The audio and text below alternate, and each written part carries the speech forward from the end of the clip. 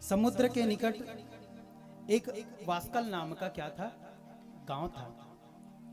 एक वास्कल नाम का एक नगर था। उसी नगर में एक ब्राह्मण रहता था जिसका नाम क्या था, बिंदु। उसकी एक पत्नी थी जिसका नाम था क्या, चंचुला। यह भी एक ब्राह्मण की कथा है। यह बिंदु नाम का ब्राह्मण रहता था।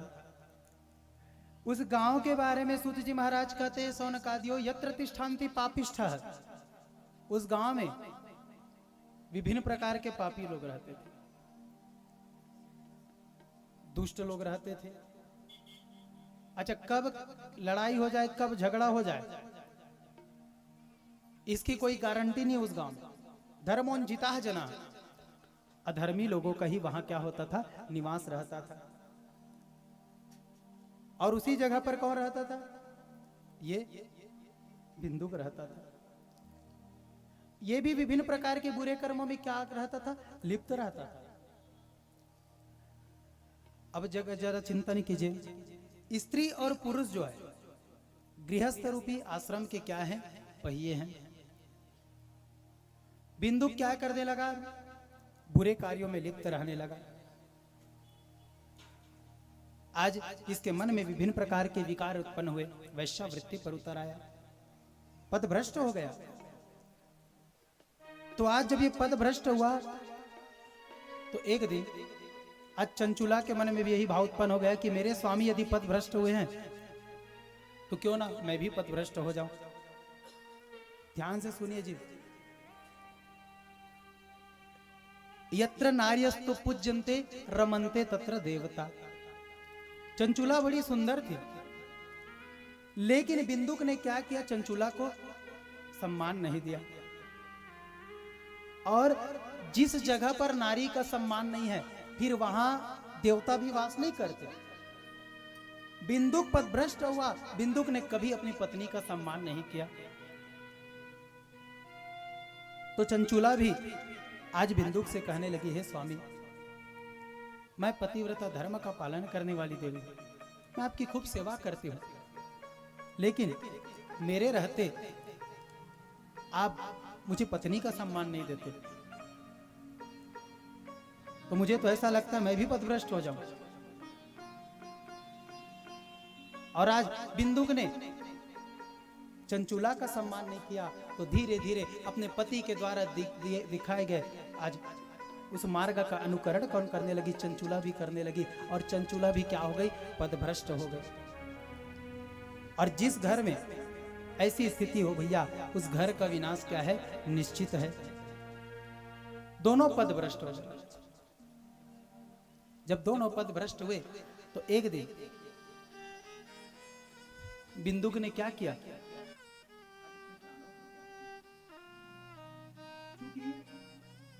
विभिन्न प्रकार के पापों में लिप्त रहता था, तो जब बिंदुक ने प्राणों को त्यागा तो बिंदुक प्रेत योनि को प्राप्त हो गया। ये मनुष्य की योनि मिली है ना जी, ये प्रभु कृपा के फलस्वरूप मिली है। आप बड़े भाग्यशाली हैं कि इस कथा के पंडाल पे बैठ करके कथा को सुन रहे हैं। आप अपने आप को मानिए, अपने आप को जानिए कि आप हैं कौन।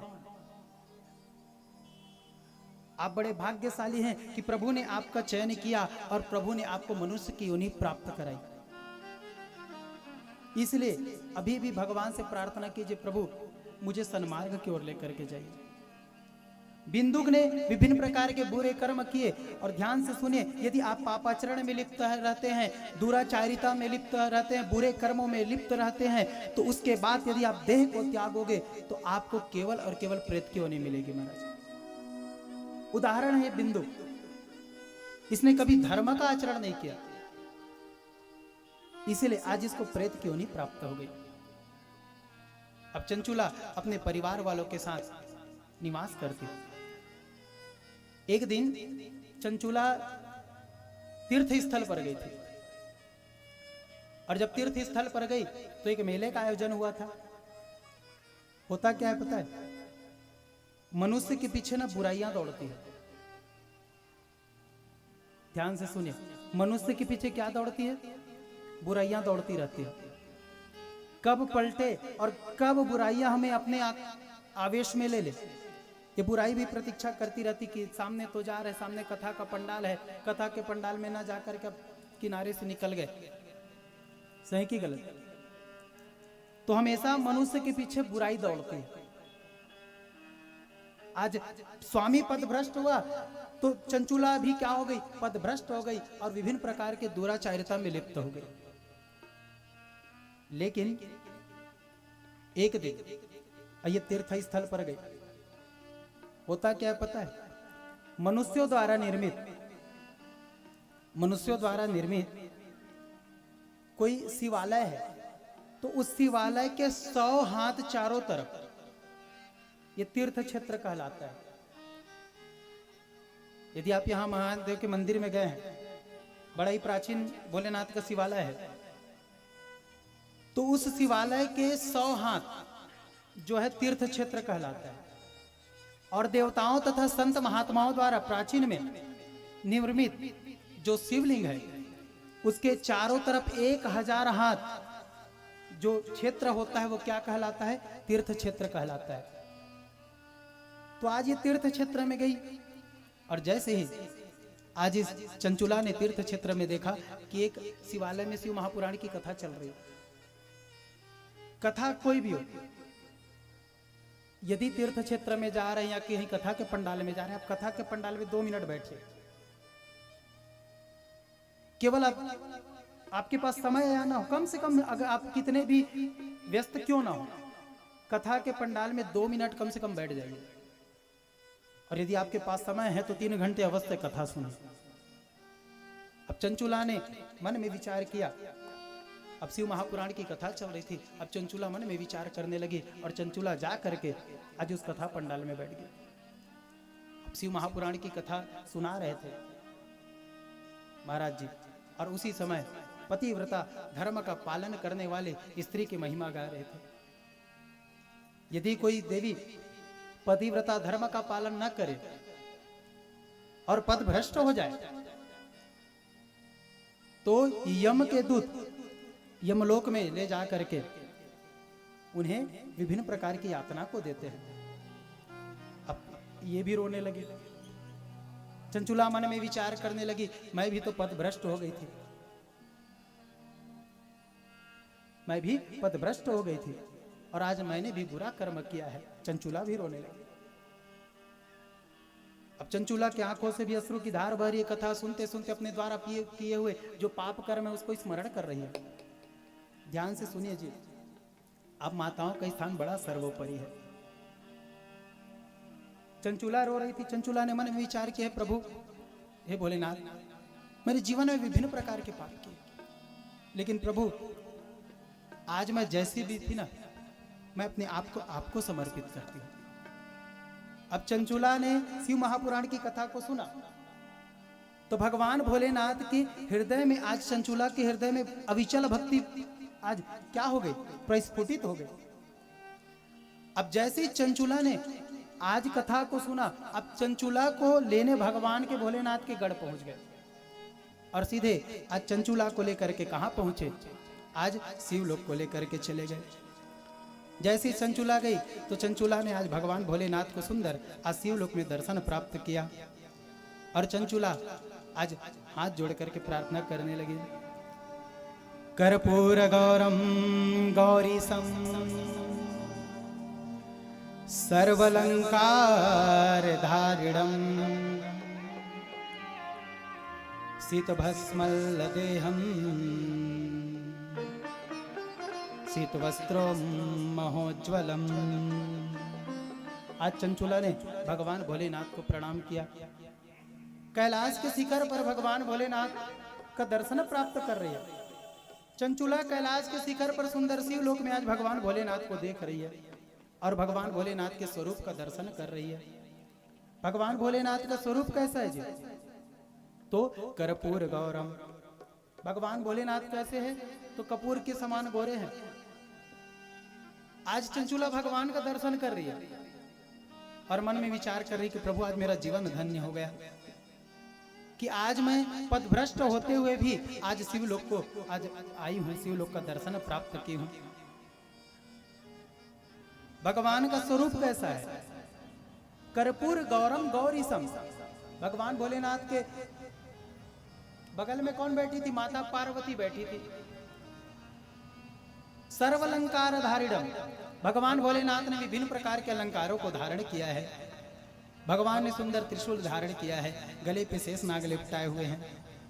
शीतम भस्म लदेहम, आज भगवान भोलेनाथ ने क्या किया है? भस्मों को अपने देह में धारण किया है। और शीत वस्त्रम महोज्वलम, आज शीत वस्त्र को आज भगवान ने क्या किया है? धारण किया है। अब जैसे चंचुला ने भगवान भोलेनाथ को प्रार्थना किया, भगवान भोलेनाथ तो प्रसन्न हुए। चंचुला की भगवत भक्ति को देख करके, हर भक्ति को देख करके, भगवान भोलेनाथ की भक्ति को देख करके कौन प्रसन्न हो गई? माता पार्वती प्रसन्न हो गई। और आज माता पार्वती ने चंचुला को क्या बना लिया? अपनी सखी बना लिया। अब चंचुला देखो, पथभ्रष्ट होते हुए भी केवल हरि भगवान भोलेनाथ की कथा को श्रवण किया, और इतनी आज कृपा हो गई कि भगवान भोलेनाथ की भक्ति को तो प्राप्त की, साथ ही साथ स्वयं माता पार्वती ने क्या किया? आज इनको अपना सखी बना लिया। भवानी शंकर वंदे श्रद्धा विश्वास रूपिणा। जहां आपको भगवान भोलेनाथ की भक्ति करनी है तो वहां माता पार्वती की भी भक्ति करना अति आवश्यक है। भगवान भोलेनाथ क्या है? क्या है? विश्वास है। तो जगदम्बा कौन है? श्रद्धा है। जैसे घर की माताएं क्या है? श्रद्धा है। तो घर के पुरुष क्या है? विश्वास है। और बिना श्रद्धा और बिना विश्वास के कोई भी घर का संचालन नहीं हो सकता। वैसे ही श्रद्धा विश्वास से परिपूर्ण भक्ति के बगैर माता जगदम्बा और भोलेनाथ भी प्रसन्न नहीं हो सकते। आज माता पार्वती प्रसन्न हो गई, और आज माता पार्वती ने चंचुला को क्या किया? आज अपना सखी बना लिया। अब ये खूब सेवा करने लगी। एक दिन माता पार्वती की सेवा कर रही थी चंचुला। चंचुला ने आज माता पार्वती से कहा, हे मां, देखो मैं कितनी भाग्यशाली हूं, पद भ्रष्ट होते हुए कि केवल शिव कथा श्रवण करने के पश्चात आज मुझे शिवलोक की प्राप्ति हुई। लेकिन मां, मेरे ऊपर तो आपकी कृपा हो गई, लेकिन मां सच कहूं तो आज ना मुझे अपने स्वामी की खूब याद आ रही है। इसीलिए तो आपका स्थान सर्वोपरि है जी। चंचुला मन में विचार करने लगी, मां मुझे तो अपने स्वामी की चिंता होती है। मुझसे पहले तो मेरे स्वामी क्या थे? पद भ्रष्ट हैं। अब मैं अपने स्वामी की यथा स्थिति को देखना चाहती हूँ कि मेरे स्वामी कहाँ हैं, कि मेरे स्वामी यम लोक में है कि शिव लोक में है, मुझे उनका दर्शन करना है। माता पार्वती ने देखा जी, माता पार्वती ने देखा तो आज बिंदु प्रेत योनि को प्राप्त हो गए, पिशाच योनि को प्राप्त हो गया है। और जैसे ही माता पार्वती ने कहा कि हे पुत्री, तुम्हारे स्वामी तो आज पिशाच योनि को प्राप्त हो गया। चंचुला ने कहा, हे माँ, मैं तो चाहती हूँ आप इनका कल्याण कीजिए। मैंने जितना भगवत भक्ति किया, मैंने जितना भगवान भोलेनाथ की भक्ति की, मैं अपने समस्त कृपा को आज किनको देना चाहती हूँ? अपने स्वामी को देना चाहती हूँ। और माँ आज मुझ पर कृपा कीजिए, आप मेरे स्वामी को भी क्या कर दीजिए? शिवलोक और शिव पद प्राप्ति करा दीजिए। ये पतिव्रता धर्म का पालन करने वाली देवी है जी। चंचुला को तो शिवलोक की प्राप्ति हो गई, चाहती तो चंचुला शिवलोक में रहती। ऐसे नहीं, हमारे भगवान के नाम के सम्मुख आप माताओं का नाम है। यही इसलिए तो कहा गया, यत्र नार्यस्तु पूज्यन्ते रमन्ते तत्र देवता। जहां नारियों की पूजा होती वहां देवता इसीलिए वास करते हैं। एक अच्छी बात बताएं, बताएं तो क्या बोलना पड़ेगा? एक बार और